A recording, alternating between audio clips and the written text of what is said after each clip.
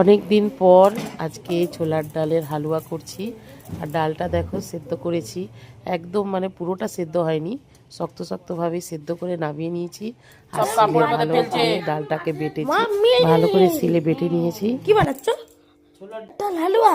কষ্ট করে সেটা আমিও একা রান্না করতে পারি।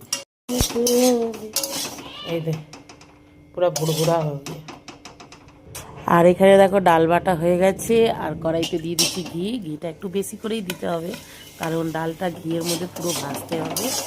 আর ওর মধ্যে একটু তেজপাতা দিয়েছি, আর ভাজা হয়ে গেছে। তারপরে দিয়েছি দুধ, 2 কাপ দুধ দিয়ে দিয়েছি। তার মধ্যে 1 বাটি কুচানো নারকেল, মানে কুড়ে রেখেছিলাম নারকেলটা।